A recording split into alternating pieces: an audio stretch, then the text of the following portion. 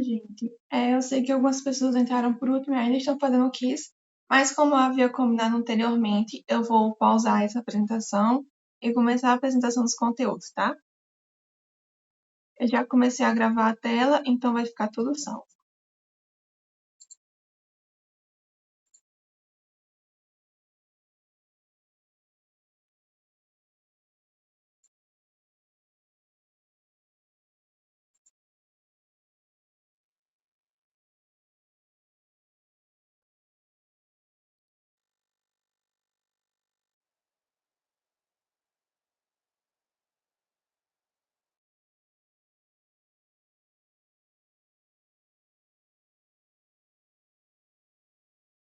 Tá todo mundo conseguindo ver? Manda um joinha no emoji ou no chat, tá?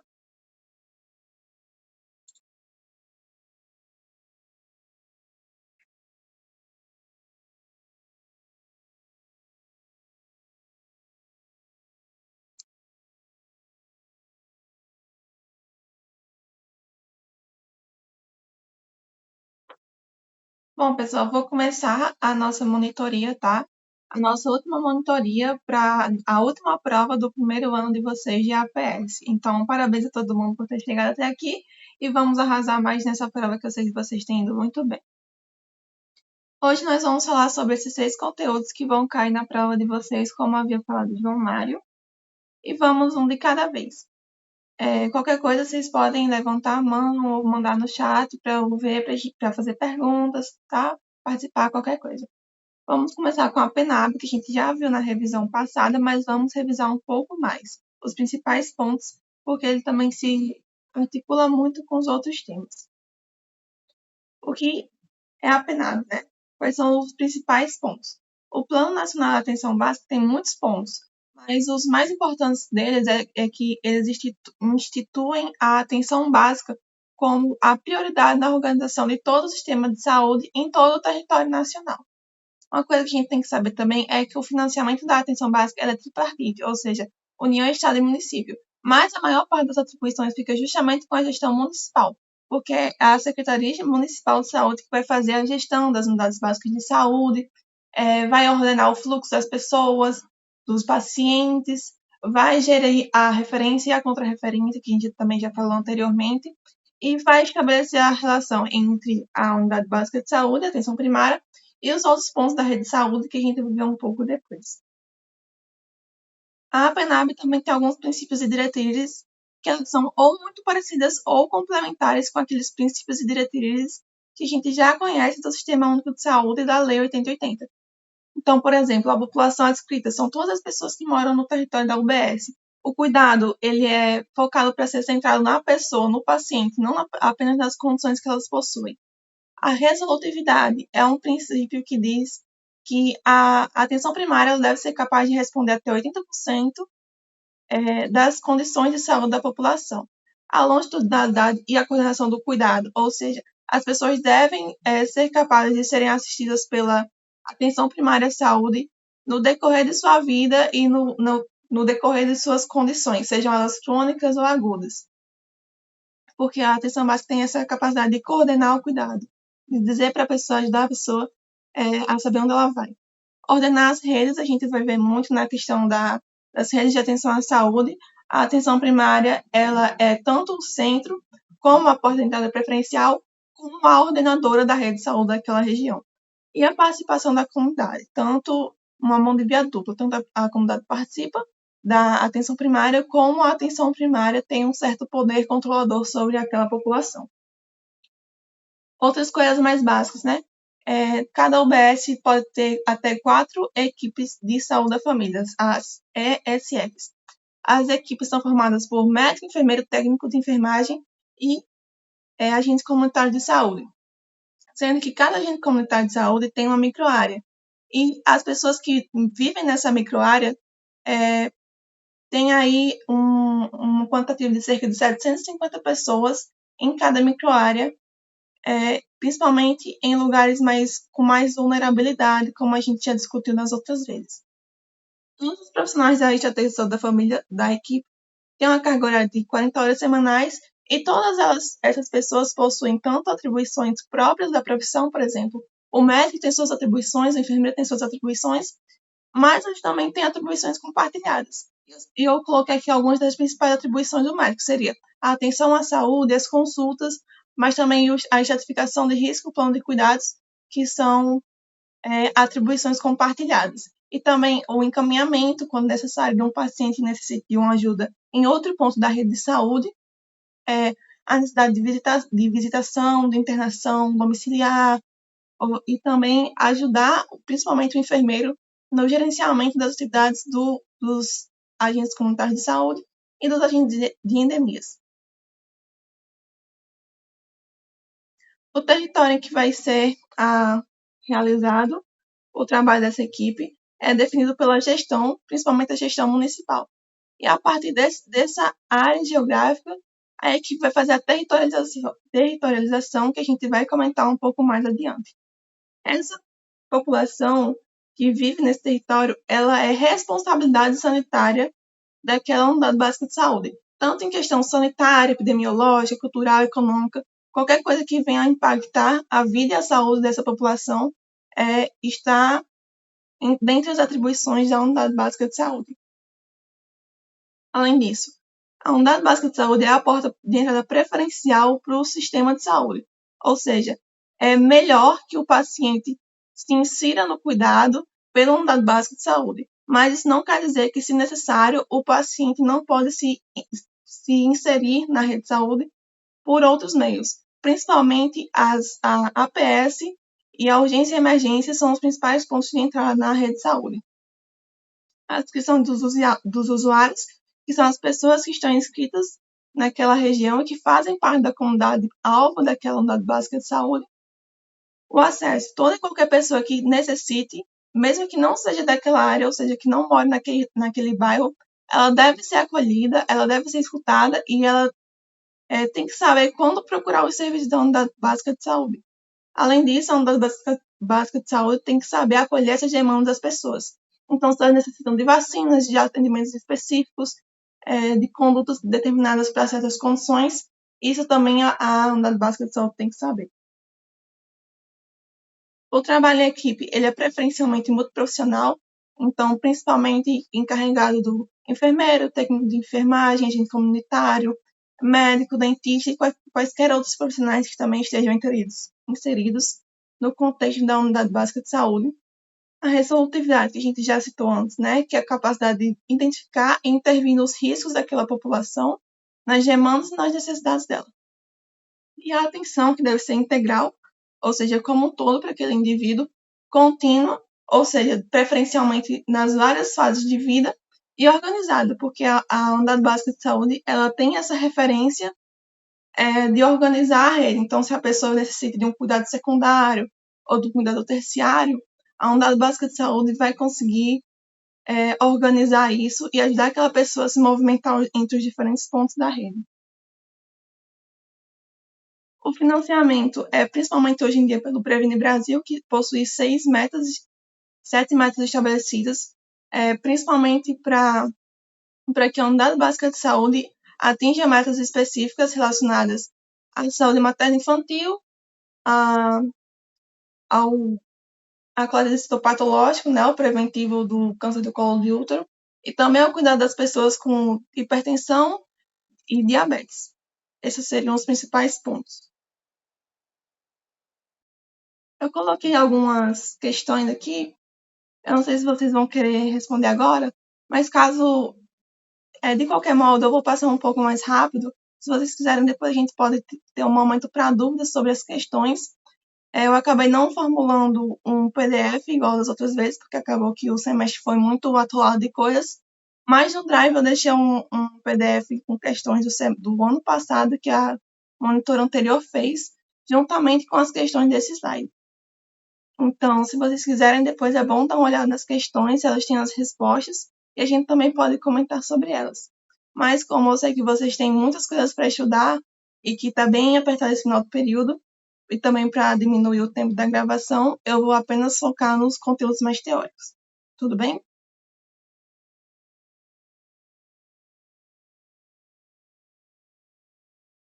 Qualquer coisa depois, se vocês quiserem, eu posso marcar outro momento para a gente responder as perguntas, as dúvidas, as questões que vocês acharem interessantes. Tá. O próximo tema é justamente sobre as redes de atenção em saúde, que tem muito a ver com a PENAB, e geralmente as questões abordam esses temas em conjunto. Então, o que são as redes de atenção em saúde? As redes são arranjos organizacionais que basicamente linkam as diversas unidades, os diversos serviços de saúde que existem em um território maior, seja, por exemplo, no município ou até mesmo no estado. Todas essas ações e serviços elas possuem diferentes necessidades tecnológicas e, por isso, elas têm que se interconectar. Porque, por exemplo, um paciente que necessita de acompanhamento na atenção primária, se ele necessitar, por exemplo, do atendimento na atenção secundária ou terciária, ele vai precisar de que haja uma interlocução entre esses diferentes serviços para que ele possa resolver o seu problema. Então, o principal objetivo dessa organização em rede é justamente garantir a integralidade do cuidado, que é um daqueles atributos, princípios, tanto da PENAB como do Sistema Único de Saúde como um todo. As redes de atenção à saúde também possuem princípios e diretrizes que são muitos e muito amplos, não dá para compreender todos, mas eles têm uma lógica por trás, que são basicamente reduzir a fragmentação dos serviços e ações, aumentar o foco na tripla carga de doenças, filtrar as demandas dos usuários e reduzir os custos. Por que isso acontece? É porque a gente sabe que no Brasil existem muitos municípios, principalmente municípios muito pequenos. E essa população, por hora ou outra, vai acabar necessitando de serviços mais complexos, mas ela geralmente necessita de serviços mais simples, digamos, coisas que podem ser resolvidas na atenção primária. Então, em vez de a gente simplesmente colocar um hospital em todos os municípios do Brasil, então seriam mais de 5 mil hospitais que eu construiria, por exemplo, isso é financeiramente inviável e também não é muito inteligente, porque nem todos os dias as pessoas vão precisar daqueles serviços mais complexos. Elas geralmente vão precisar dos serviços da atenção primária e, quando necessário, a atenção primária vai recorrer a esses outros serviços organizados na rede para colaborar com a saúde daquele indivíduo. Então, é tanto uma questão organizacional, como uma questão de inteligência mesmo de organização, porque uma questão econômica também, porque acaba reduzindo bastante os custos para o governo. Agora, vamos destacar, conhecido isso, vamos destacar melhor alguns dos fundamentos e dos atributos da rede de atenção em saúde. Eu coloquei só os principais, porque se vocês forem olhar no documento, eles são muitos mesmo. Mas vamos lá. Economia de escala. O que é isso? Sempre que possível, deve-se aumentar o volume de atividades e reduzir os custos. Como assim? Pronto. Digamos aqui no Rio Grande do Norte nós temos 167 municípios. Em vez de eu colocar um hospital para cada município, totalizando 167 hospitais, é melhor que eu coloque hospitais maiores em polos, por exemplo, Mossoró, Pau dos Ferros, Açu, e aí as regiões circunvizinhas também sejam atendidas. Porque isso vai aumentar o volume, apesar de ser um pouco contraditório, né? Isso vai aumentar o volume das atividades, ou seja, vai ter mais pacientes para cobrir, e assim eu vou acabar reduzindo os custos fixos, que são, por exemplo, manutenção do prédio, pagamento de despesas com profissionais, pagamento de insumos. Isso também é uma questão de organização financeira que auxilia muito na contribuição do Estado. A qualidade. Mesmo com esse volume grande de atividades, todas as atividades elas devem ter um certo nível de qualidade. Então, segurança, efetividade, centralidade da pessoa, pontualidade, eficiência e equidade são palavras que a gente já viu muito por aí nas outras monitorias, mas elas também devem ser seguidas mesmo nesse modelo de rede. Suficiência. Uma rede, apesar ela parecer bem fragmentada, né, com ações e assistências em diversos pontos diferentes, elas devem se interligar e deve haver uma totalidade como um todo de ações e serviços para aquela população. Por exemplo, tomando de novo o exemplo do Rio Grande do Norte. Mesmo que, por exemplo, eu morando aqui numa cidade do interior não tenha acesso a algo que eu necessito na minha cidade, eu sei que em algum outro ponto da rede de atenção em saúde eu vou ter acesso àquilo, eu necessito ter acesso àquilo. Porque um dos fundamentos da rede é que ela seja autossuficiente, que não seja necessário procurar alternativas, por exemplo, em outros estados ou até mesmo na atenção particular. O acesso não deve existir nenhum tipo de barreira para acessar a rede. Apesar de que o acesso principal é pela atenção primária, a pessoa deve ter, se necessário, a capacidade de entrar nessa rede, independente de ela ter condições específicas, de questões políticas, de questões organizacionais. Esse é o acesso. Disponibilidade para o usuário é que, independente da situação, independente de ser uma urgência ou de ser um atendimento eletivo, o usuário e preferencialmente também a sua família, eles devem receber atenção para o problema a que a rede de atenção à saúde se propõe a sanar. Comodidade. Seria a conveniência de horários, a facilidade de agendar, por exemplo, de chegar numa unidade básica de saúde e você poder ter ou o seu problema atendido naquele momento, ou uma visão de agendamento para resolver o seu problema o mais rápido possível. Aceitabilidade, né, que os usuários eles têm que concordar, têm que se satisfazer com aqueles serviços, e a disponibilidade de recursos. Os recursos que estão muito abundantes e que são mais baratos, digamos, por exemplo, alguns profissionais com menos especialização, digamos assim, ou alguns serviços que demandem tecnologias leves, eles devem estar mais acessíveis para a população. Por exemplo, uma coleta de tecido patológico deve estar acessível em qualquer unidade básica de saúde. Porém, recursos que demandam tecnologias mais duras, por exemplo, equipamentos mais caros, profissionais mais habilitados, eles devem se concentrar principalmente nos grandes polos, onde existe também tanto um volume de pessoas que necessitem desses serviços, como uma disponibilidade tecnológica para isso. Por exemplo, não posso instituir uma neurocirurgia em todos os hospitais de pequeno porte do interior. Vou ter que deixar isso restrito a alguns pontos específicos. Não posso sair fazendo videocirurgia em todo mundo. Isso não seria prático, não seria nada barato. Então, acaba sendo mais concentrado em cidades maiores, como, por exemplo, Mossoró e Natal. Integração vertical e horizontal. Como a gente sabe que os diferentes pontos da rede eles têm que ter uma integração para poderem funcionar, foram elencados dois tipos diferentes de integração. Integração vertical, que é quando há integração entre diferentes níveis de atenção, ou seja, integração da atenção primária com a secundária, com a terciária, com a primária. E integração horizontal, quando existe uma integração entre diferentes serviços da mesma natureza. Por exemplo, a UBS aqui do meu bairro pode se conectar com a UBS lá do Dom Jair, com a UBS dos Pintos, com a UBS da Abolição 4. Então, por exemplo, se eu estou aqui na UBS da Abolição 3, que é o meu bairro, se eu precisar de um serviço que não tem aqui, mas que tenha na UBS da Abolição 4, que é o bairro ao lado, eu sou capaz de acessar esse serviço, mesmo não sendo da área. Substituição, que seria mais ou menos isso, de os recursos poderem se reagrupar para prestar a atenção necessária à população, por exemplo.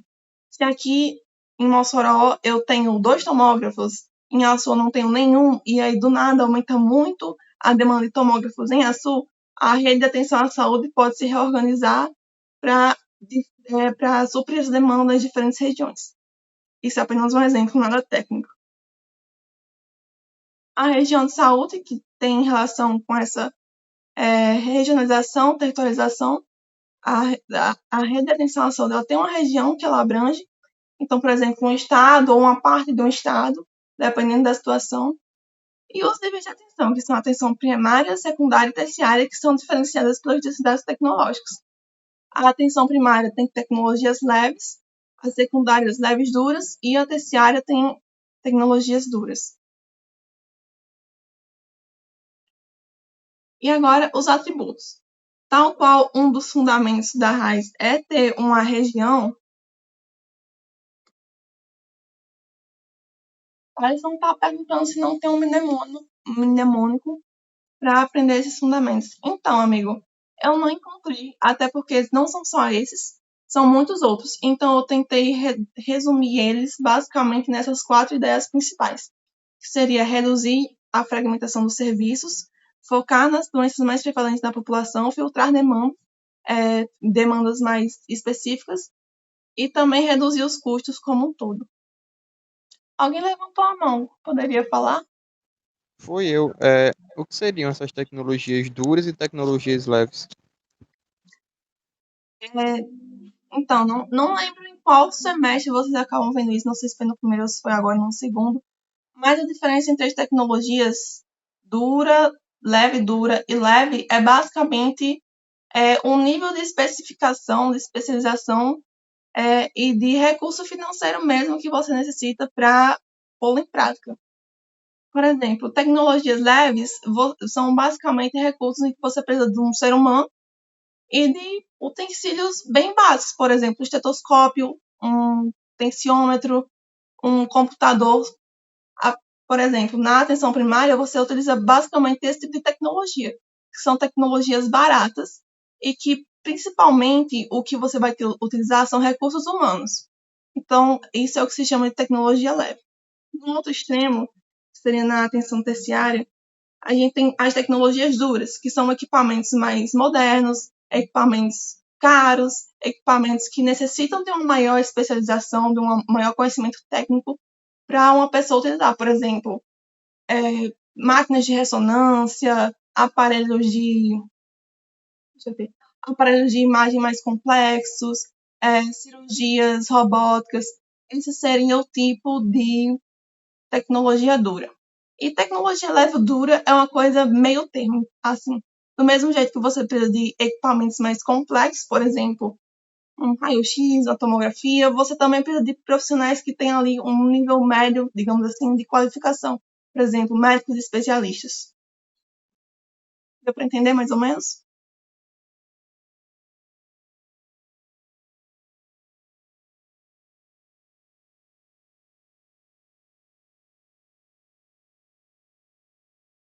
Deu para entender, amigo?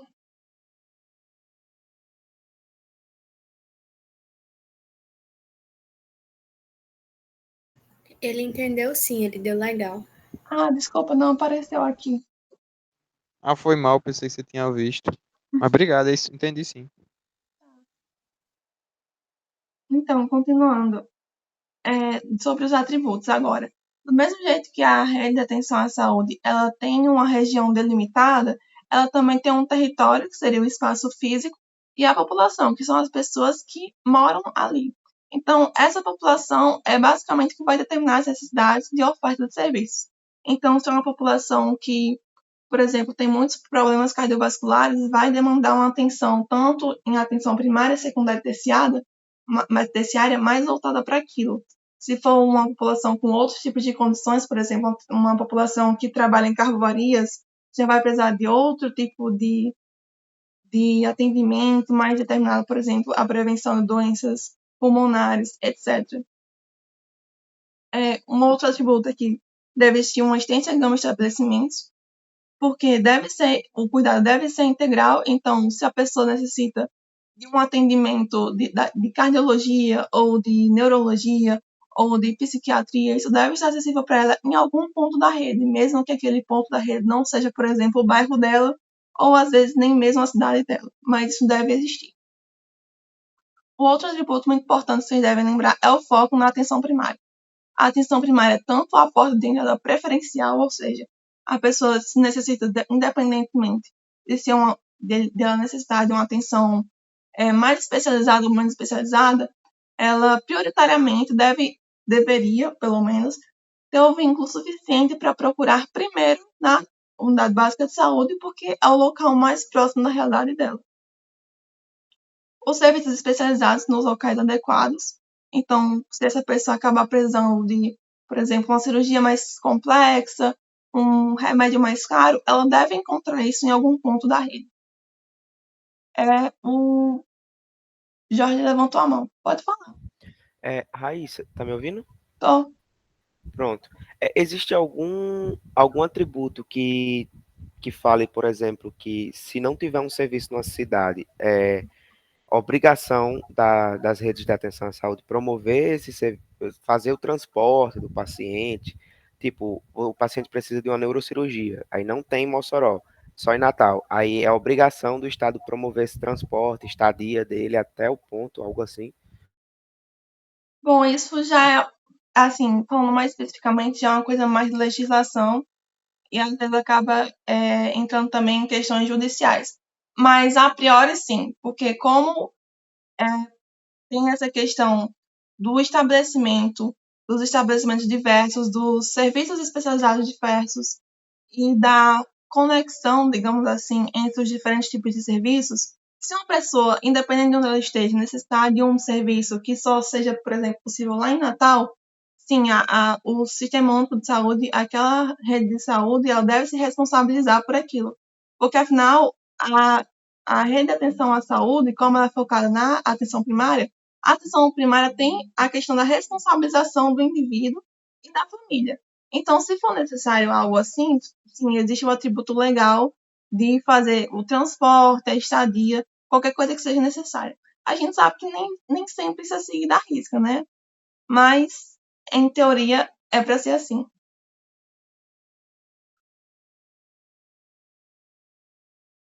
Tá.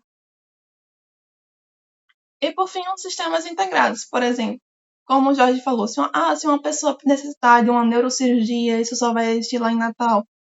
Primeiro, como é que o hospital lá de Natal vai saber que a pessoa precisa de uma neurocirurgia? Porque existem sistemas, tanto técnicos e logísticos, que vão interconectar os diversos pontos da rede e vão trocar informações, às vezes insumos, profissionais, entre os diversos pontos da rede, para saber, tal pessoa lá não sei aonde está precisando ser atendido aqui. Então, vamos fazer essa referência, a contra-referência, para integrar realmente os diferentes pontos da atenção. Existem também muitos outros atributos, mas eu achei mais necessário focar principalmente nesses. Agora vamos focar na atenção primária novamente, porque ela é basicamente o ponto mais importante da rede de atenção à saúde, porque ela é o centro de comunicação, ou seja, na unidade básica de saúde, os profissionais devem ser capazes de se comunicar com hospitais, com, por exemplo, o PAN, com as unidades de pronto atendimento, para saber basicamente qual é o estado de saúde da pessoa que foi referenciada para aqueles lugares. Tem a questão também do primeiro contato, como já foi dito, que preferencialmente deve ser uma unidade básica de saúde, porque afinal, a unidade básica de saúde é um local da rede de atenção de saúde que fica mais próximo do indivíduo. Às vezes fica a minutos de distância a pé, tem uma realidade que condiz com a realidade daquele indivíduo. Então, por isso que é o primeiro contato, juntamente com a rede de urgência e emergência. Ela deve ordenar e coordenar o cuidado. Então, toda vez que um paciente da unidade básica de saúde ele é referenciado, a unidade básica de saúde tem que saber, foi referenciado para tal médico devolveu o paciente, disse que era necessário isso, isso e isso, disse que depois tem que ir para tal hospital fazer isso, isso e isso. Depois o paciente vai para o hospital, aí volta do hospital. E tudo isso a unidade básica de saúde tem que saber. Ela também tem alguns atributos que a gente já conhece, por exemplo, a prevenção de agravos e doenças, a promoção de saúde, o diagnóstico e o tratamento, que devem ser muito bem realizados na atenção primária, independentemente de qual seria essa condição que a pessoa apresenta, ela deve receber o diagnóstico e o tratamento correto, essencialmente na unidade básica de saúde, ou, se isso não for possível, ela deve ser referenciada para um serviço secundário, onde ela vai ter um contato com um especialista que vai auxiliar com que o tratamento das pessoas seja realizado na unidade básica de saúde. Também a reabilitação e a manutenção da saúde, a longitudinalidade e a integralidade, que a gente já falou outras vezes, né? Essa questão de acompanhar o indivíduo ao longo da vida e cuidar do indivíduo independentemente de quais sejam as suas afecções, seus problemas, seus agravos. A centralidade na família e a abordagem familiar, porque considera não só o indivíduo que está precisando daquele auxílio, como também toda a sua família, seus pais, seus filhos, seus agregados, e a orientação comunitária, porque a atenção primária à saúde, ela deve estar sempre focada, centrada para aquilo que aquela comunidade necessita. Aqui eu coloquei a diferença entre o modelo do sistema em rede, que seria o que a rede de atenção à saúde, e o modelo fragmentado, que é esse modelo hospitalocêntrico que às vezes a gente vê criticando por aí, né? Então, no modelo fragmentado, os componentes são isolados, então existe lá o UBS, a UPA, o hospital, ou eles não se comunicam direito. Enquanto no sistema em redes, eles devem ter uma comunicação em mão dupla, né? Tanto a unidade básica de saúde deve se comunicar com o hospital com a unidade básica de saúde, o PAN com a UBS, com a UPA, todos eles interligados. No modelo fragmentado, ele é organizado por níveis hierárquicos. Então, por exemplo, o paciente não quer ir para a UBS porque ele pensa que lá não vai resolver nada, só vai resolver alguma coisa no hospital. Ou então o paciente vai para a UBS, depois vai para o hospital e nunca mais vê ele. Não era para ser assim, né? No sistema em redes, a rede é poliárquica. Então, não é porque existe atenção primária, terciária e secundária que uma é mais importante que a outra. Elas devem se comunicar e fazer essa atividade de referência e contra-referência dos pacientes. O modelo fragmentado é mais orientado para condições agudas, ou seja, ele é reativo. Aparece uma condição específica, por exemplo, um surto de uma doença, o modelo fragmentado se concentra naquilo para resolver agora. Enquanto o sistema em redes ele é mais voltado para proatividade, para prevenção das condições crônicas, sem deixar de lado as agudas. Então, ao mesmo tempo que ele responde às condições agudas, aos surtos, a questões de violência, ele também vai fazer a questão de prevenção da saúde, promoção, prevenção de agravos de doenças, perdão. Tanto visando os problemas que existem na comunidade agora, como os que podem existir futuramente. Alguém fez uma pergunta aqui, deixa eu só ver.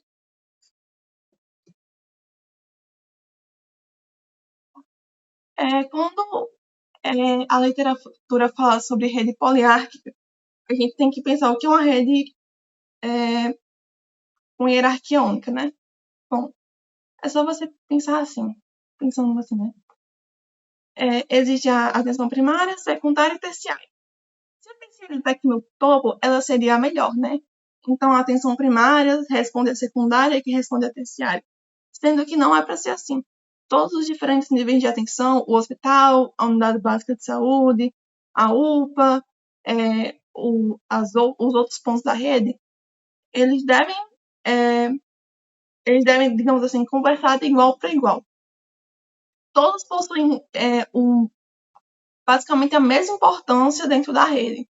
Então, se o paciente necessitar ser referenciado do hospital para a UBS, ele vai ser referenciado. Não é porque ele saiu do hospital que agora ele teve a resolução de todos os problemas da vida dele. Na verdade, ele vai continuar precisando de acompanhamento dependendo de qual foi o problema que ele teve para resolver ali no hospital. Seria mais ou menos essa ideia de uma rede poliárquica, entende?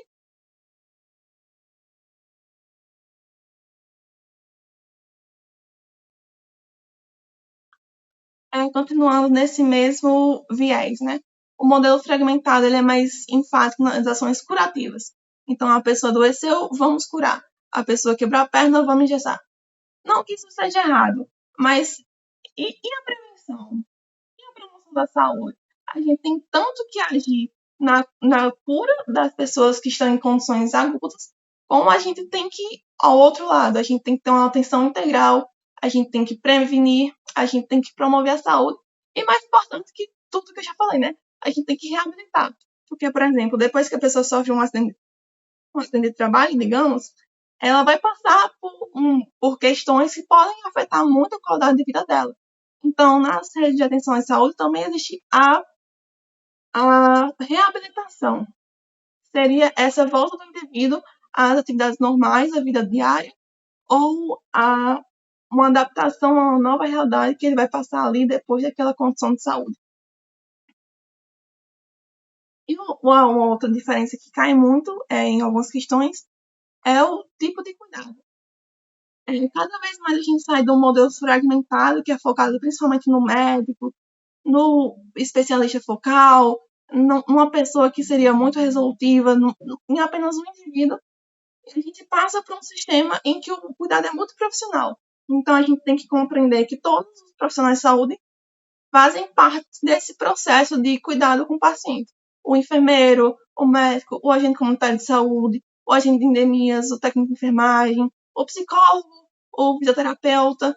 Todos esses profissionais devem se conversar, porque afinal o foco é o indivíduo que está precisando do auxílio da assistência em saúde, e não o médico sozinho, ou o enfermeiro sozinho, ou o psicólogo sozinho. Entende?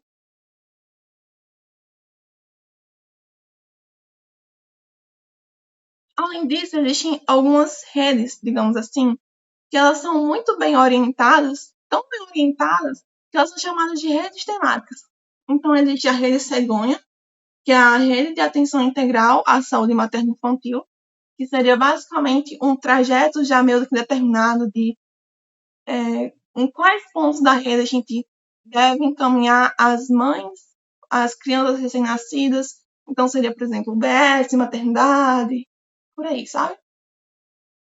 A rede de urgência e emergência, que compreende tanto a unidade básica de saúde, a UPA, os pontos de atendimento dos hospitais e também o SAMU. A rede de atenção à pessoa com condições crônicas, que também é um tipo de rede que é muito voltado a, por exemplo, a prevenção, cuidado, diagnóstico, tratamento e reabilitação de pessoas com diabetes, pessoas com hipertensão, essas condições que são mais cronificadas.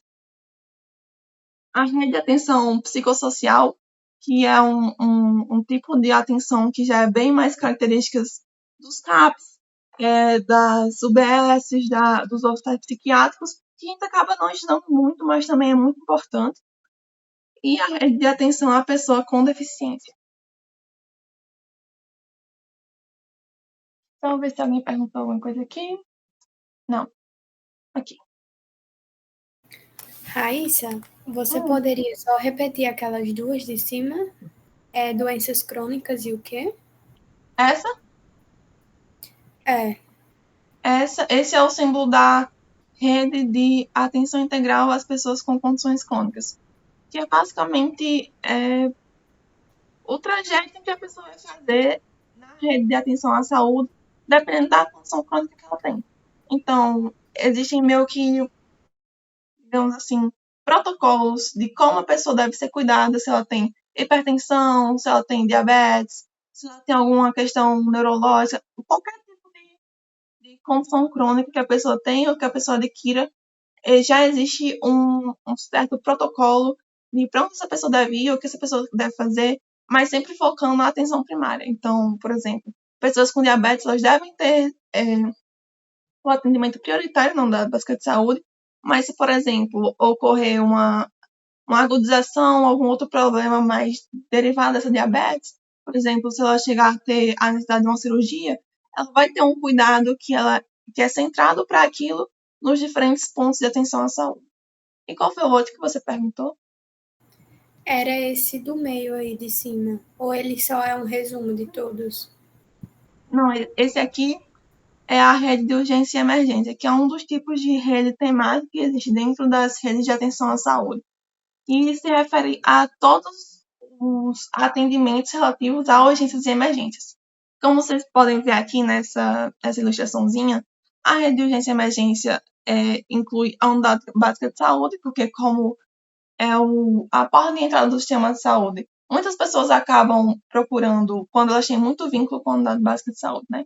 Muitas pessoas acabam procurando a unidade básica de saúde, mesmo quando elas têm condições, assim, levam um tiro, vou para a unidade básica de saúde.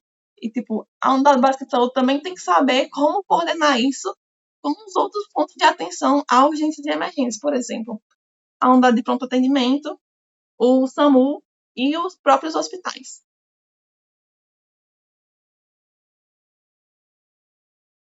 Olha, acho que geralmente não cai, não, mas eu vi que eles acabaram, pelo menos pelo que passaram, né? Acabaram dando em aula Então eu quis abordar rapidamente, mas geralmente não cai, não. É só para vocês, tipo, terem uma noção, sabe? Não é muito. Pelo menos no meu ano não caiu. Mas as redes temáticas, elas também servem para, digamos assim, exemplificar, porque elas são basicamente um caminho que a pessoa vai percorrer ali, dependendo da situação que ela tenha. Por exemplo, nessa questão da urgência e emergência. O que acontece com a pessoa se ela levar um tiro e for para a UBS? Ela vai morrer na UBS? Não, não, gente, calma. Ela vai receber o cuidado que for possível ali. E aí ela vai ser referenciada, por exemplo, para a UPA. E como é que vai acontecer isso? Vamos levar de moto? Não, talvez seja prático ligar para o SAMU para levar essa pessoa da UBS para a UPA. Existe toda uma questão de realmente relacionamento entre os diversos pontos da atenção para promover o melhor cuidado possível ao paciente. Mais alguma dúvida, gente?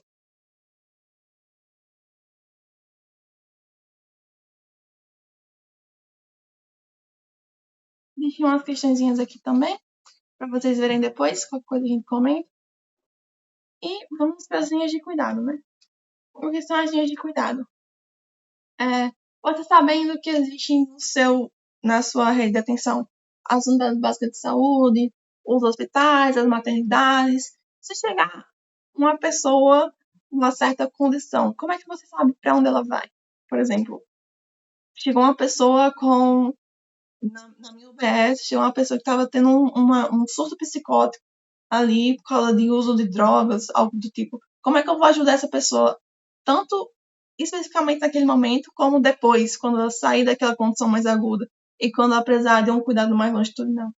É mais ou menos isso o que são as linhas de cuidado. Existem diversos mesmo tipos, digamos assim, de linhas de cuidado. Vocês podem até acessar esse site, que é bem legal. Eu acho que eu vou até abrir aqui para exemplificar. Que discute quais são as principais linhas de cuidado. Por exemplo, existem as linhas de cuidado para asma. Então, se você vier nesse site aqui do Ministério da Saúde, linhas de cuidado, você encontra quais são os principais pontos da rede de atenção à saúde em que existe esse cuidado para essa questão da asma. Por exemplo, como proceder quando eu estou na unidade de atenção primária, quando eu estou na UBS. Se eu posso cuidar da pessoa longitudinalmente, quando eu sei que ela já tem uma asma crônica, que eu vou apenas acompanhá-la. Mas se eu tiver, por exemplo, uma exacerbação, eu posso fazer um manejo inicial e depois chamar o SAMU para levar para um hospital, por exemplo, onde ela possa ter o melhor cuidado. Seria mais ou menos, a ideia das linhas de cuidado, sabe? Se a pessoa tem uma condição específica, como é que eu posso dar o melhor cuidado a ela? Vocês podem ver depois se quiserem, só por curiosidade. Existem todas as linhas de cuidado, por exemplo, para o tabagismo, para pessoas com obesidade, para o HIV/AIDS, para o AVC, muitos tipos diferentes de linhas de cuidado que mais ou menos determinam o que fazer com essa pessoa que está aqui agora.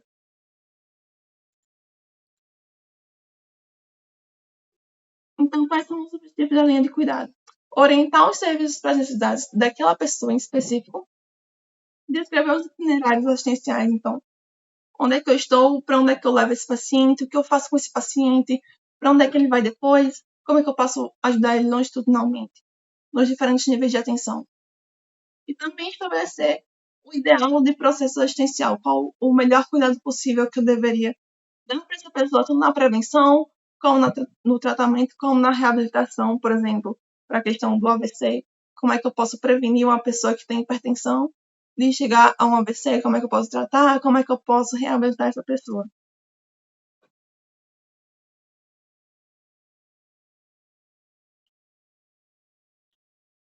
E ainda nessa mesma linha, vocês podem perceber, né, que os assuntos são bem interconectados. A gente vai falar também sobre intersetorialidade. Porque do mesmo jeito que existe que é para existir essa comunicação entre os diversos níveis de atenção sobre os diversos pontos da saúde, também é para existir uma comunicação muito forte entre a saúde e os outros setores da sociedade. A intersetorialidade tanto está presente no Plano Nacional de Atenção Básica como nas redes de assistência à saúde. E a intersetorialidade é justamente a articulação de setores muito diferentes da sociedade para que a gente possa ter uma resolução dos problemas. Então, se eu verificar que existe um certo problema que está se agravando entre a população de crianças em idade escolar, eu vou basicamente fazer o quê? Eu posso, como unidade básica de saúde, me juntar às escolas para fazer prevenção, para fazer educação em saúde, para melhorar o atendimento a essas pessoas. E aí basicamente qualquer ente da sociedade civil pode se articular, principalmente com a unidade básica de saúde, que é para ser basicamente a coordenadora dessa troca entre os diferentes setores. Então, por exemplo, eu sou médica, eu estou aqui na unidade básica de saúde, e eu percebo que os idosos da minha área, eles têm muita dificuldade de acessar a unidade básica de saúde, e isso acaba sendo muito ruim, porque eu tenho muitos idosos diabéticos, eu tenho muitos idosos hipertensos, eu tenho muitos idosos que já sofreram um acidente vascular cerebral. Eu não consigo atender eles porque, sei lá, porque a UBS tem um acesso precário. É uma rua cheia de buracos, tipo, e agora? Está na hora de se articular com algum outro setor social que possa resolver isso. Então, eu vou falar com a Secretaria de Infraestrutura do meu município. Então, por exemplo, na minha área tem crianças que têm muita asma, porque aqui perto tem alguma fábrica que está soltando muitos poluentes do ar. Bom, hora de falar com a Secretaria de Saúde, com o Ministério Público, com as escolas, independente de quem sejam esses outros atores sociais. A unidade básica de saúde deve reconhecer quais são as necessidades da população e, basicamente, ir atrás. Mas também esses outros setores da sociedade têm que colaborar para ajudar, como um todo, a questão da saúde daquela população. Coloquei uma questãozinha aqui para vocês verem depois.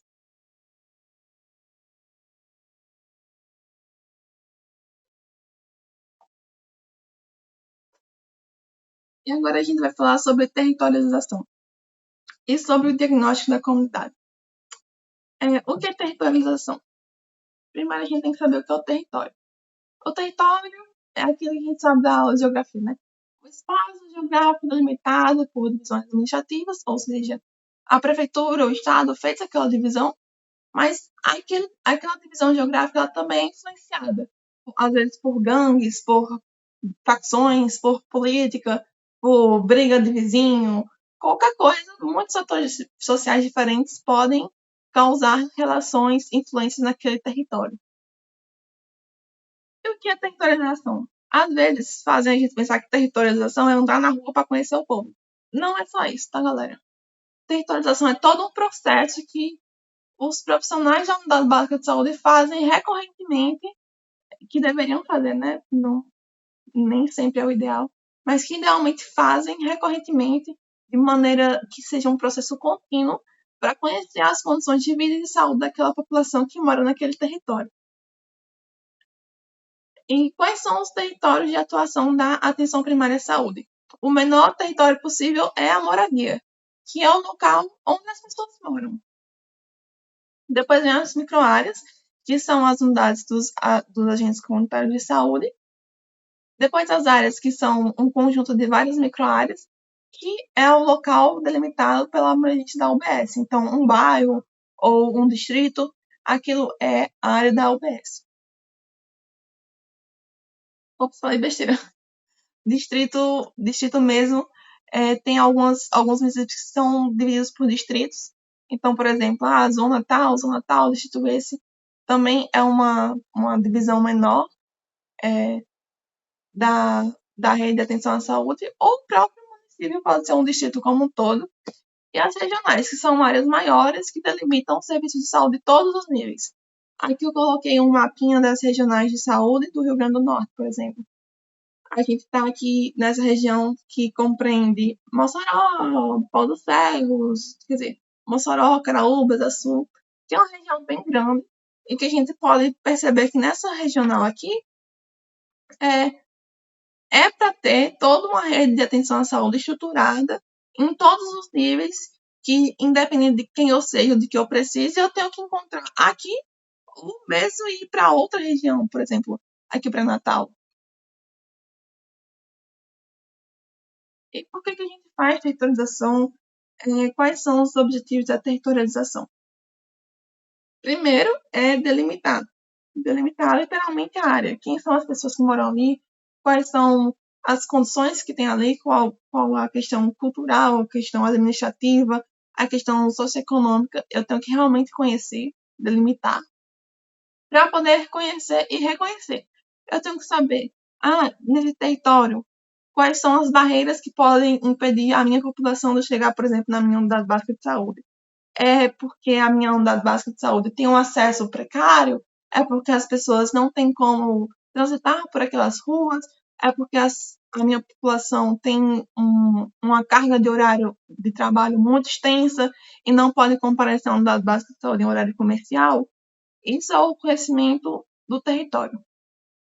Também é identificar as pessoas que moram ali, quem são, qual o perfil demográfico, qual o perfil epidemiológico, quais são as doenças mais comuns, como as condições socioeconômicas e ambientais do meu território. E agir, potencializar os recursos, desenvolver ações que melhorem as condições de vida daquela população.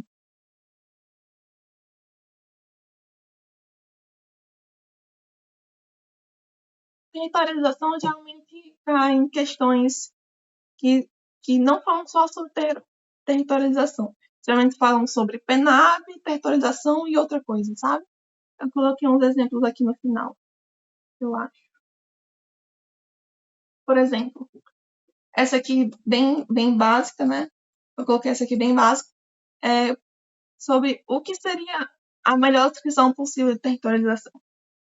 Vou aproveitar e comentar, né? Por exemplo, alternativa A, delimitar o território, também é delimitar o território, mas não é só isso. Desenhar um mapa é o menos importante, sabe? Se você só desenhar um mapa, você não faz uma territorialização, você não conhece quem são aquelas pessoas, você não sabe quais são os pontos mais importantes. Você cadastrar as famílias. Tá, beleza, você vai conhecer quem são as pessoas. Mas cadastrar as famílias, isso parece um pouco suficiente. Não chegamos lá ainda. D. Realizar visitas. A territorialização inclui realizar visitas, mas não é só isso. É por isso que nessa questão aqui, o correto é a letra E, que é fazer o reconhecimento, mapear a área, levantar os problemas de saúde da população, elaborar um diagnóstico, ou seja, observar quais são os problemas mais prevalentes e saber como agir, e também planejar as ações que a gente vai discutir isso um pouco depois.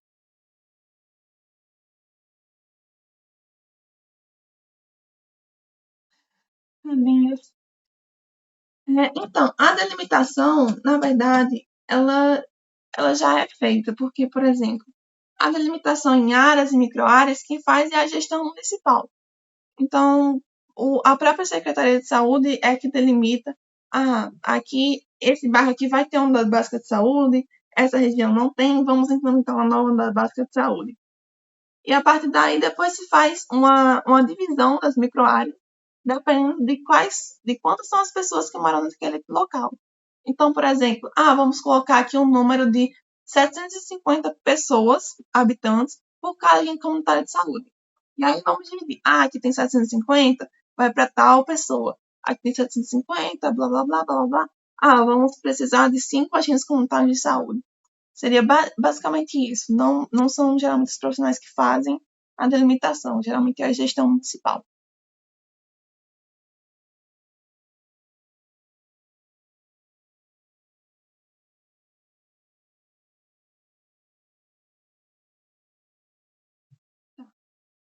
E aí, considerando que a gente sabe o que é territorialização, que a gente sabe que não é só desenhar mapa, que não é só saber quantas pessoas moram, saber só. É muitas coisas.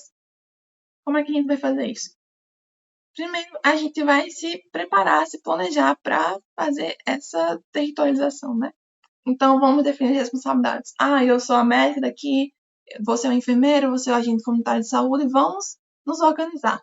Tais pessoas vão coletar dados de quem mora aqui, tais pessoas vão organizar os prontuários, tais pessoas vão conversar fazer entrevistas com as populações para a gente realmente conhecer quem são essas pessoas. Aí a gente vai precisar coletar dados, porque não sei se vocês perceberam, mas para conhecer uma população a gente precisa coletar dados e informações delas. Então nós vamos decidir quais dados nós vamos coletar e também nós precisamos saber quais dados nós já temos. Digamos assim, 4 anos atrás nós fizemos um levantamento da nossa área e vimos que tinha 3.000 habitantes, sendo que 50% era mulher, tinha não sei quantas buchudas, tinha não sei quantas crianças, tinha não sei quantas pessoas do hiperdia, tinha não sei quantos idosos, blá blá blá. Tá, então a gente vai organizar isso que a gente já tem e vamos decidir, temos que atualizar quais dados. Temos que rever os dados de idosos, porque talvez em 4 anos algumas pessoas tinham se mudado, algumas pessoas tinham falecido. Então a gente vai se planejar, se preparar para fazer a melhor territorialização possível. Depois nós vamos coletar os dados e informações. Nós vamos, por exemplo, pegar dados do IBGE, dos sistemas de informação de saúde, mas também vamos fazer observações, vamos colher os prontuários, vamos fazer entrevistas para realmente saber quem são essas pessoas, o que elas precisam, quais são os problemas delas, por que elas comparecem, por que não comparecem a um dado básico de saúde.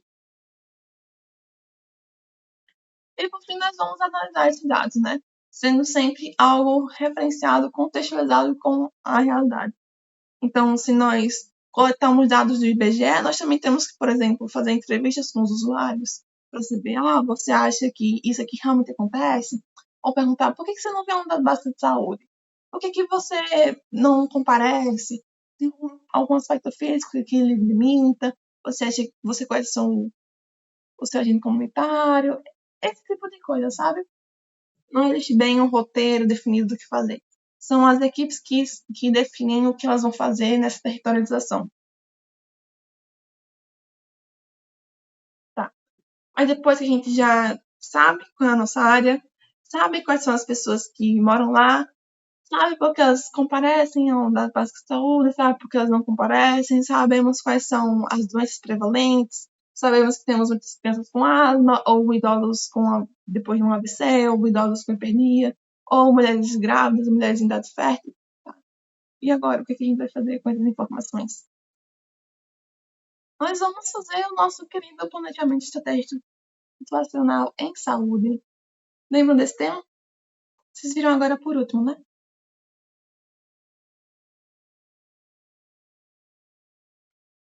Tá.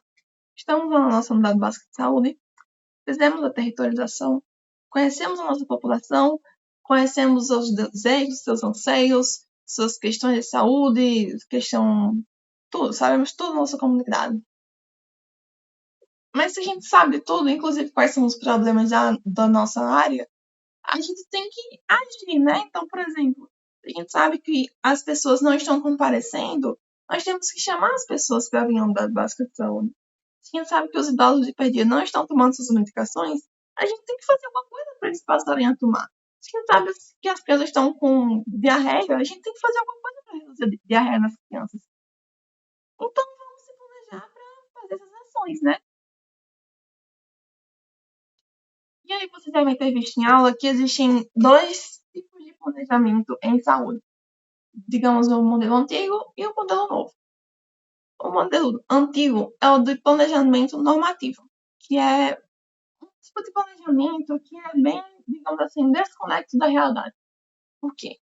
Ele é determinado por etapas. Então, a gente vai começando nessa etapa, depois vai fazer essa etapa, depois vai fazer essa etapa, e sempre um distanciamento entre quem vai planejar e quem é o objeto do plano. Então, digamos, estou aqui na minha UBS, vou fazer um planejamento 100% normativo aqui porque eu quero melhorar a vacinação no meu bairro.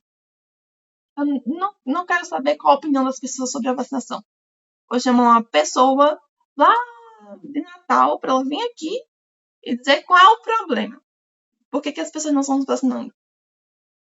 Mas como é que essa pessoa vai saber que essas pessoas não estão se vacinando? Sabe? Um completo desconexão entre a pessoa que está planejando e as pessoas que vão ser o objeto do plano. Outra coisa, nesse tipo de planejamento normativo, o diagnóstico dos problemas, ou seja, determinar quais são os problemas da unidade básica de saúde, por exemplo, ele deveria ser distante dos interesses sociais envolvidos.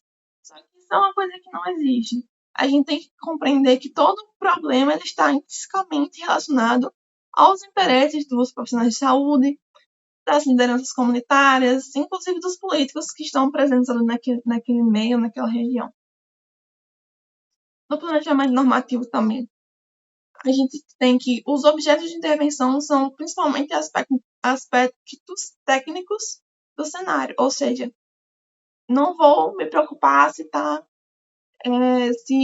os usuários estão incomodados porque não gostam daqui, porque não se sentem acolhidos. Bom, para o planejamento puramente normativo, isso não é um problema. O problema é se tem profissional, se tem seringa, se tem agulha, se tem objetos, se tem aspectos técnicos. A realidade social também nesse tipo de planejamento, ela não é levada em consideração, então não interessa se as pessoas têm um conhecimento religioso, cultural, que impede elas, isso não é importante. E também o plano vai ser realizado por uma pessoa que não faz parte daquele mundinho, daquele cenário de intervenção. Então, vou chamar uma pessoa que não faz parte da minha UBS, não faz parte do meu bairro, para resolver um problema do meu bairro. Isso acaba não fazendo muito sentido, né? Porque essa pessoa não tem como reconhecer quais seriam os problemas e como capacitá-los, como resolvê-los. Todo mundo entender, galera.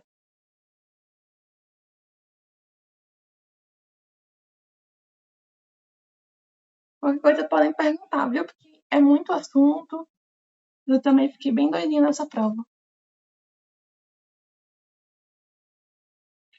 E como é o planejamento estratégico situacional? O planejamento estratégico situacional, o Michael perguntou, seria como se fosse um planejamento mínimo? De certo modo, porque o planejamento normativo, ele considera aspectos basicamente insuficientes da realidade. E basicamente como se os únicos problemas fossem aqueles problemas objetivos, digamos assim. Então, aspectos técnicos eles vão ser considerados, mas aspectos subjetivos, aspectos religiosos, culturais, não vão ser levados em consideração na hora de planejar, na hora de tomar decisões, e mesmo na hora de retroceder, dar um passo atrás e pensar, ops, isso não saiu como deveria. Tudo bem? Tudo sim.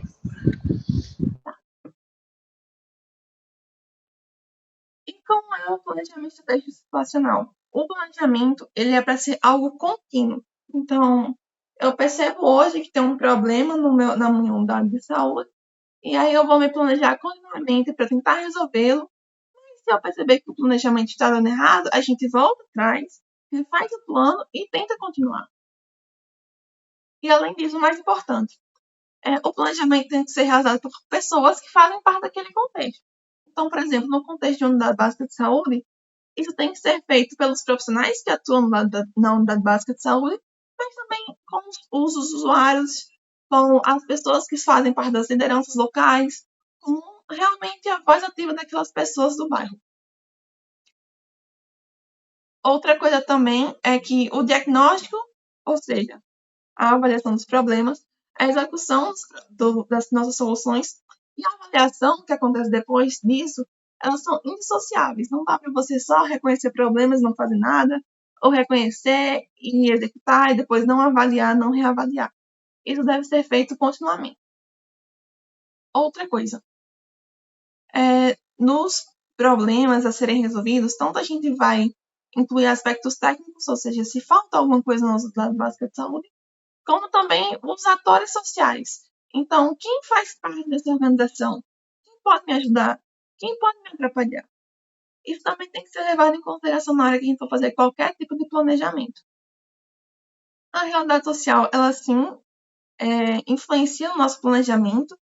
Então, se existem pessoas importantes que vão contra algum plano nosso, a gente tem que saber disso, a gente tem que levar em consideração, porque não é alguma coisa isolada. Tudo está conectado e pode sim afetar o nosso planejamento.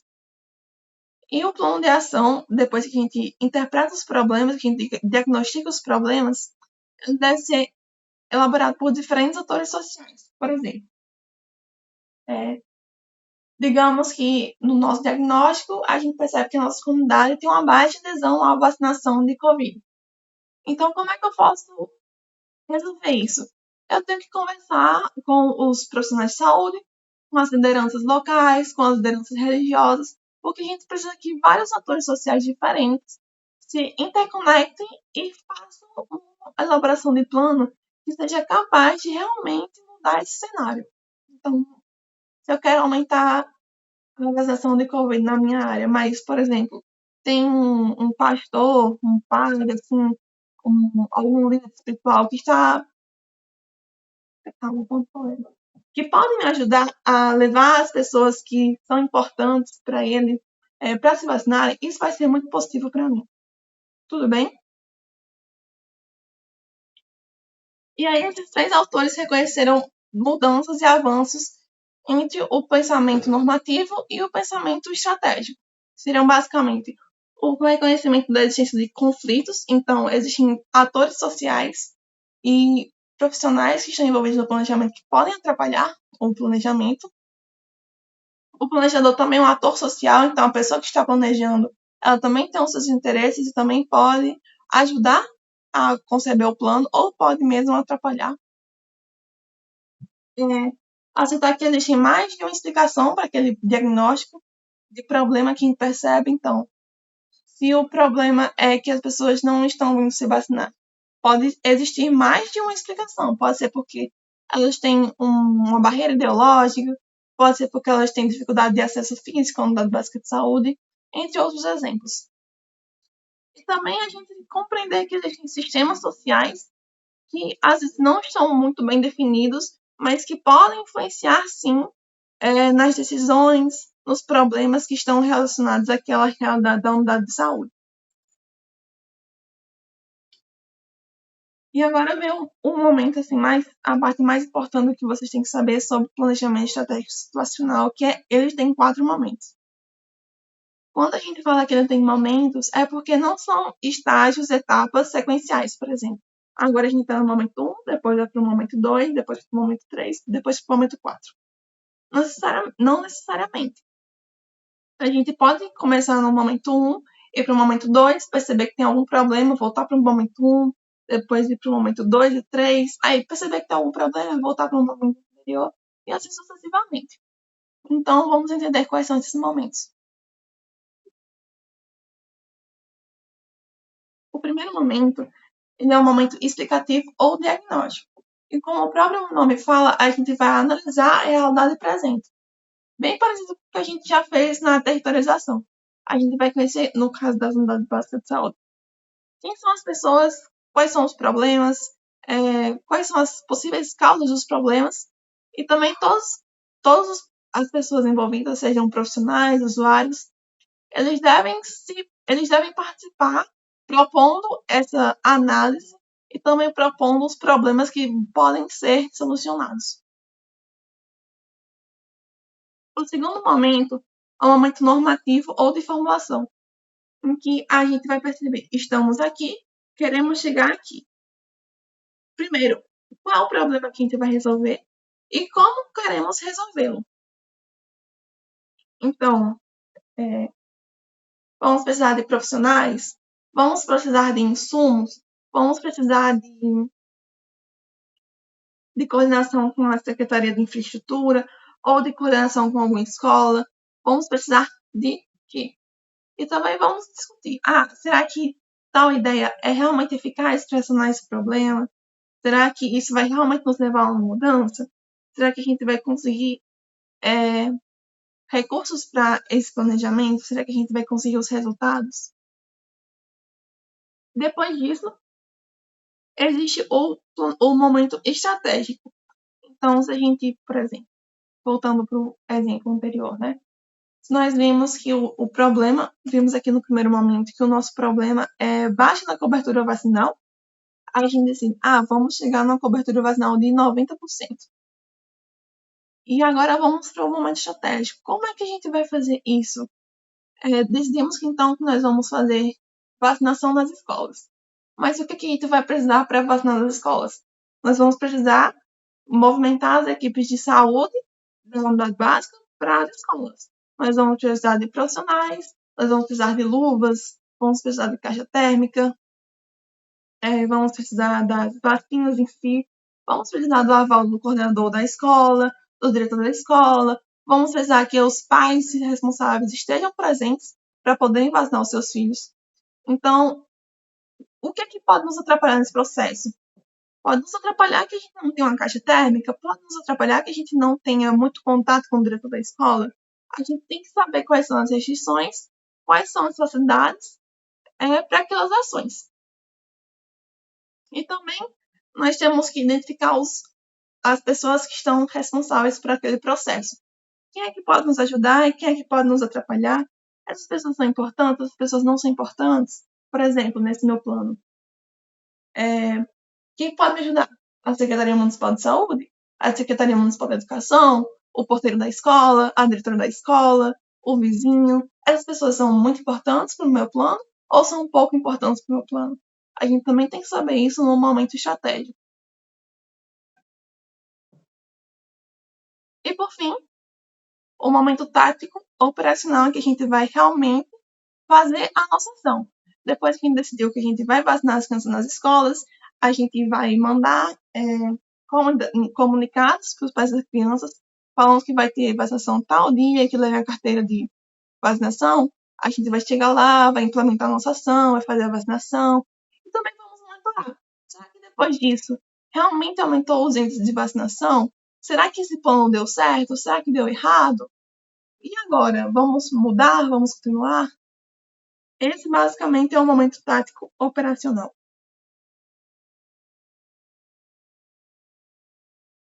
Vocês viram essa parte de matriz 5W2H?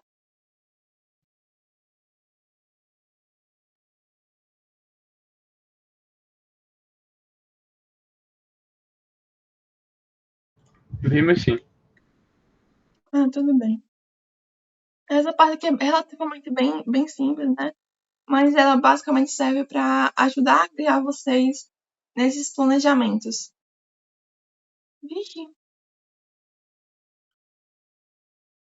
Eu acho que caiu na minha prova essa parte de 5W2H. Se vocês tiverem uma aula, deixa eu ver aqui. Acho que a gente teve aula disso com o João Mário. Tá bom. Mas só para quem não lembra ou quem não estava presente, esse é basicamente um guia de planejamento que serve para você lembrar de todos os pontos que você deve levar em consideração na hora de montar o seu planejamento. Então, são 5 Ws de what, who, where, why e when. Ou seja, what, o que é que a gente precisa? A gente vai precisar de caixas de vacinas, a gente vai precisar de caixas térmicas, a gente vai precisar de contatos com as pessoas das faculdades, das escolas. O who. Quem vai ser o responsável pela ação? Vai ser o médico, vai ser o enfermeiro, vai ser a técnica da sala de vacinas? Quem vai fazer cada uma das ações? O where, onde a gente vai executar? Vai ser na unidade básica de saúde? Vai ser na escola? Vai ser na igreja? O why, que é por que a gente está fazendo isso. Então, no exemplo anterior, a gente está fazendo isso porque as coberturas vacinais estão baixas. O when, quando é que a gente vai fazer? Qual o nosso prazo? A gente tem que fazer isso até o fim do ano? Até o próximo mês? Até amanhã? Quando? Quando é que a gente vai ter que fazer isso? E depois os 2 Hs, que é how, como a gente vai fazer, o como, então, passos a passos sequenciados, quais são cada um dos pequenos objetivos daquela meta, e o how much, que é quanto isso vai nos custar. Nós vamos precisar de financiamento externo, nós vamos tirar recursos próprios. Essa matriz é muito utilizada em diversos tipos de atividades.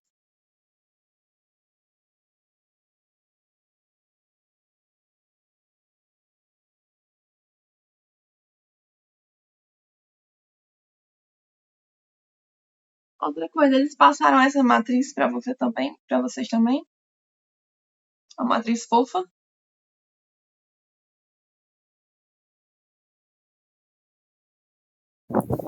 Eu não lembro, mas eu acho. Eu não vou dizer não, porque eu realmente não lembro. Tudo bem, então. Estão dizendo que não no chat. Ótimo. Não vão precisar disso. Pode ter sido ou no P1 ou até mesmo em EDP, porque eu lembro que tem umas coisas que são muito semelhantes.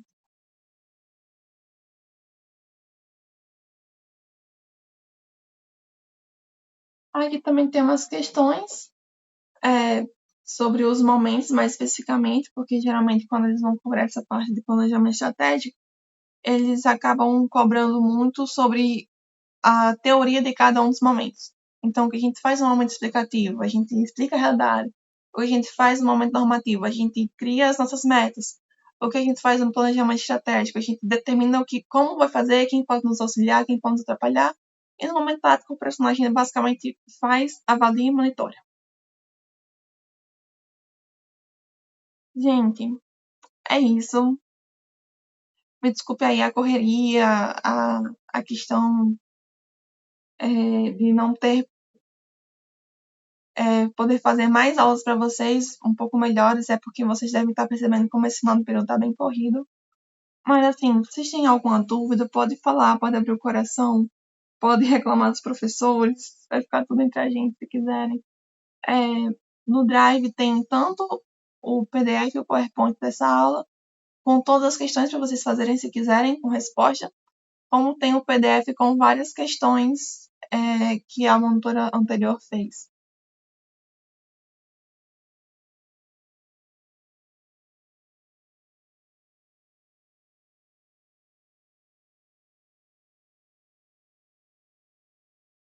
Eu que agradeço, galera. Boa prova.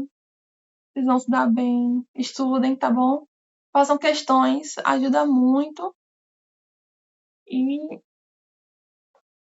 Ah, sim, pera, não saiam agora. Tem a segunda parte, galera.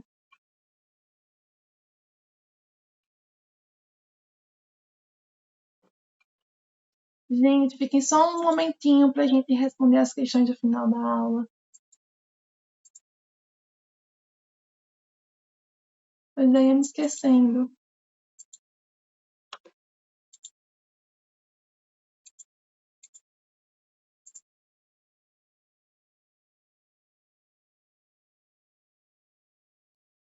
Vamos jogar o joguinho agora. Comentar as questões que a gente fez no começo, né? O código do jogo, para quem quiser, é 568810 no Kindle, tá?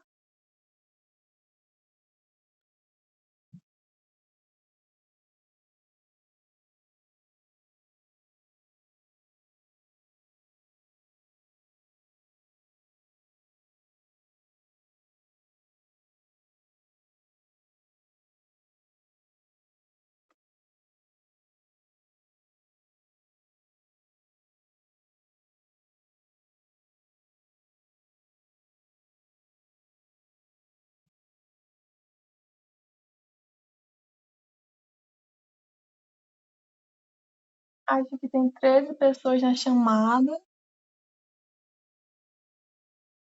e 7 pessoas no joguinho.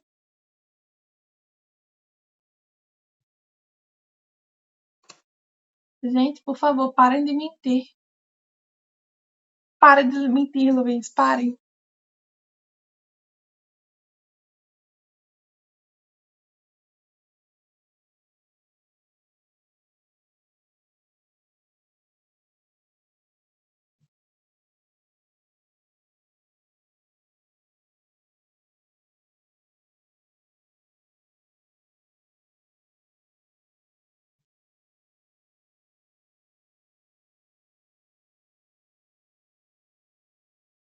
Bom, mas alguém vai entrar? Vou começar, tá? Porque parou aqui em 8 pessoas. Vamos lá.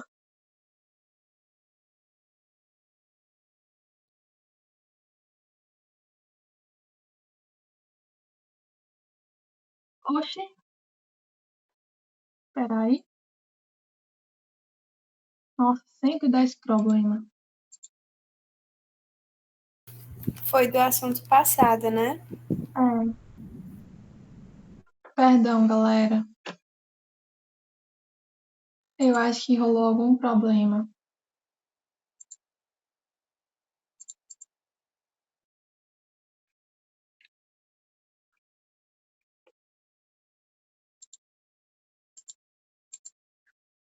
Cliquei no errado, perdão.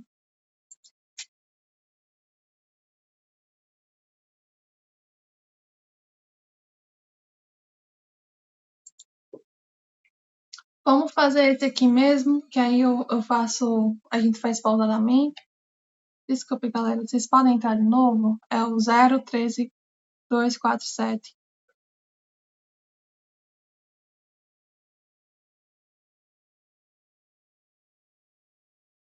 Que trauma, viu? Desses sistemas.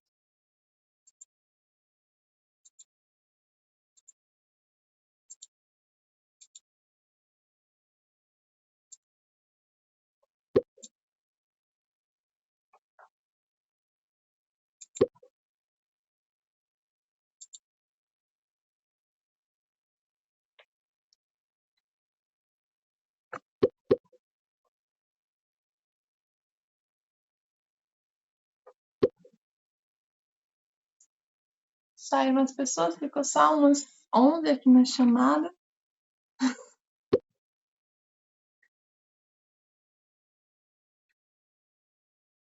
Por favor, não se mate. Vamos lá. Vai dar tudo certo, gente. Vou começar, tá? Pra gente comentar.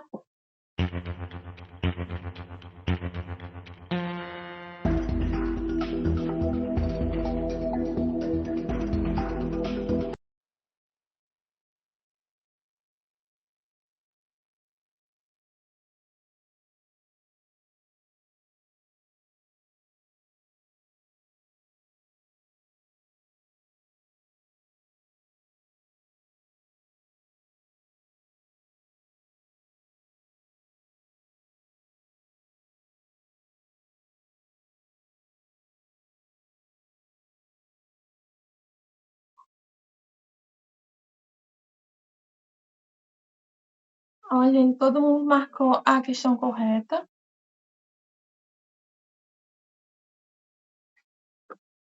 Todo mundo marcou a questão correta, que realmente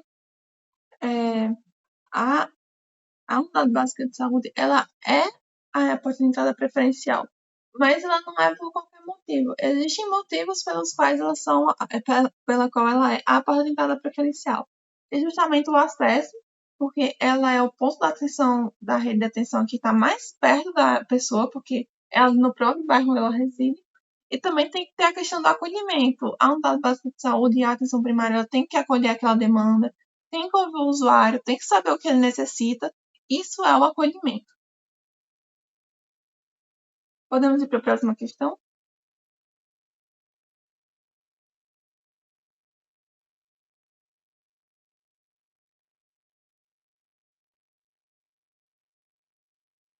Bora, Luiz, vai dar certo, você consegue.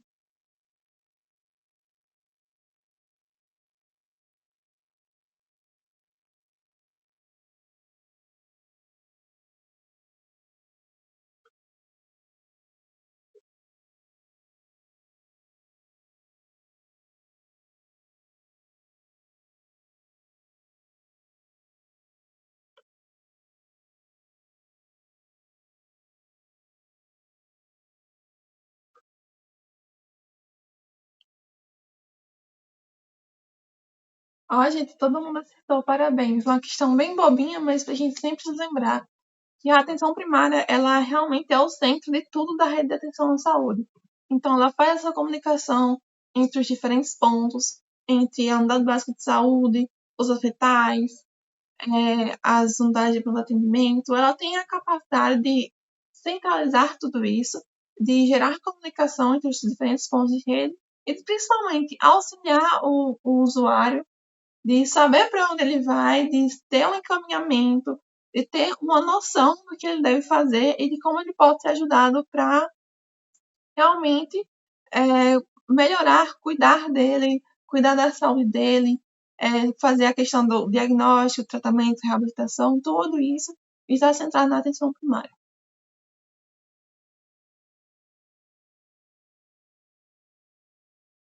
Não entendeu?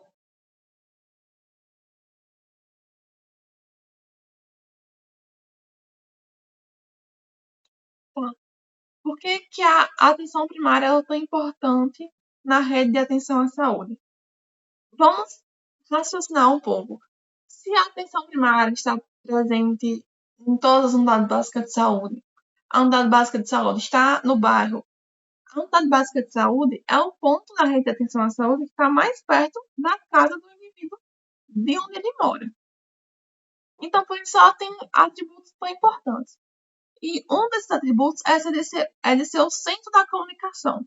Porque o indivíduo, ele preferencialmente, ele entra na rede de atenção à saúde pela UBS. Então, é da UBS que ele vai saber se ele vai poder fazer todo o tratamento dele ali ou se ele vai ser referenciado para outros pontos.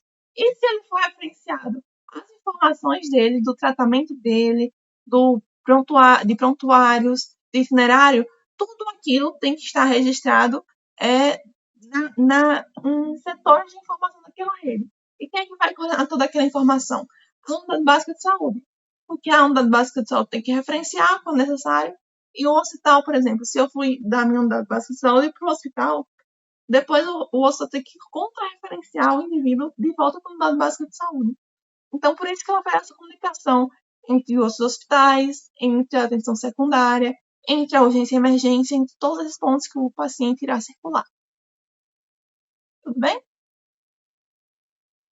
Vamos para a próxima questão.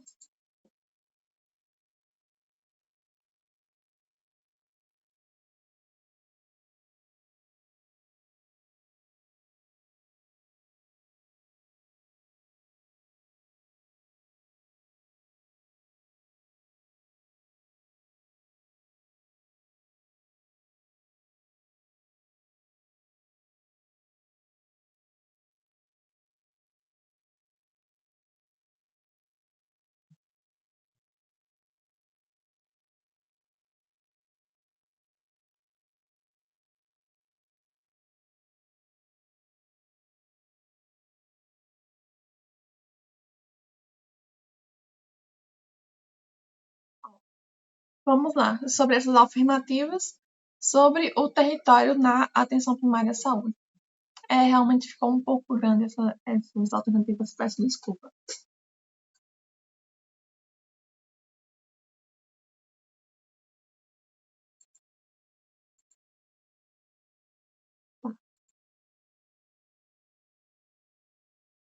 A alternativa correta é essa, de atividades de mobilização social podem ser estratégias de territorialização.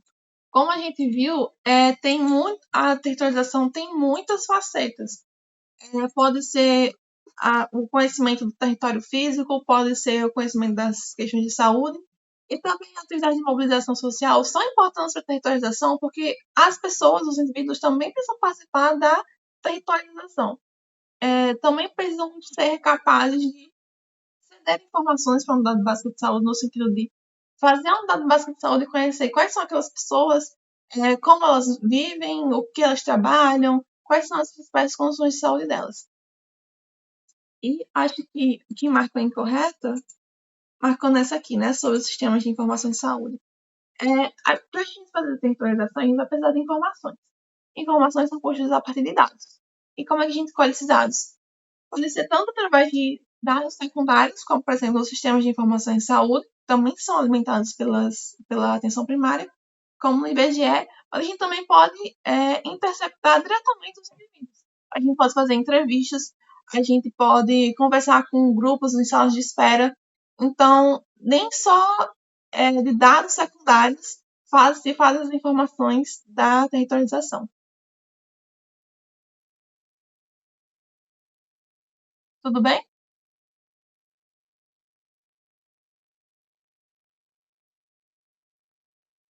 Tudo bem, gente, vai dar certo. Aqui é só um joguinho pra gente, só umas questõezinhas pra gente compreender melhor.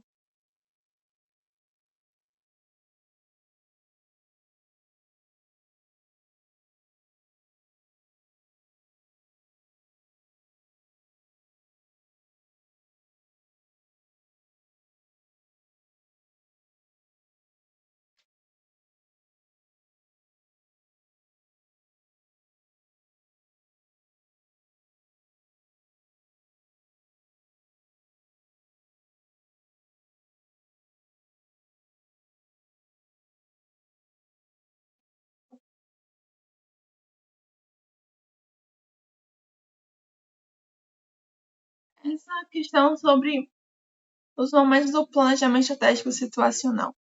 Em qual momento a gente faz realmente a implementação das ações? A gente tem que lembrar que tem os 4 momentos.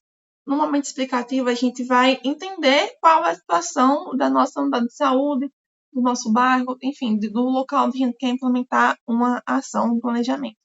Depois, no momento normativo, a gente vai identificar qual a referência da realidade que a gente tem e da expectativa que a gente quer e como é que a gente faz para alcançar isso. No momento estratégico, que é o terceiro momento, a gente vai identificar quais são as facilidades, quais são as dificuldades para a gente alcançar esse objetivo.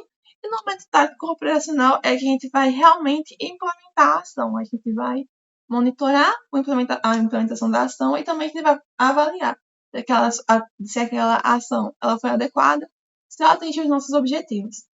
Talvez alguém possa ter se confundido por causa dessa questão das ordens, mas não necessariamente na prova pode aparecer, momento 1 é momento tal. Às vezes até aparecem para eles até colocam para preencher. Então, por exemplo, colocam a definição do momento e querem um nome. Ou o contrário, colocam um nome que é a definição. E também lembrar que nem sempre você precisa fazer momento 1, 2, 3 e 4 seguidamente. Você pode avançar, regredir conforme for necessário durante o planejamento. Jorge levantou a mão, pode falar. Aí você pode só explicar novamente a diferença do normativo e estratégico, por favor? Ok. Vou até botar aqui no slide, talvez. Ai, não tá aparecendo. Peraí. Então, Vixe, não tá indo porque meu computador tá bem, mas tudo bem. No momento normativo é onde a gente vai diferenciar o que a gente tem agora e onde a gente quer chegar e a gente vai traçar, digamos, nosso plano de ação efetivamente. Então, se eu quero chegar numa cobertura vacinal de 90%, o que eu preciso fazer? Eu preciso convocar as pessoas para tomar vacina. Eu preciso levar a vacina para o shopping, eu preciso levar a vacina para as escolas. É onde eu vou realmente bolar aquele plano inicial. E o outro foi o estratégico que você perguntou, né? Isso. Pronto, o momento estratégico está intimamente ligado ao momento normativo. Mas você vai fazer digamos assim, uma avaliação mais crítica. Digamos, o que pode me atrapalhar nesse processo? O que pode me ajudar? Quem pode me ajudar? Quais são os possíveis empecilhos? Como é que eu posso contorná-los? Seria Certo. nesse estilo, entende? Entendo. Obrigado. Nada. Mais alguma pergunta, gente?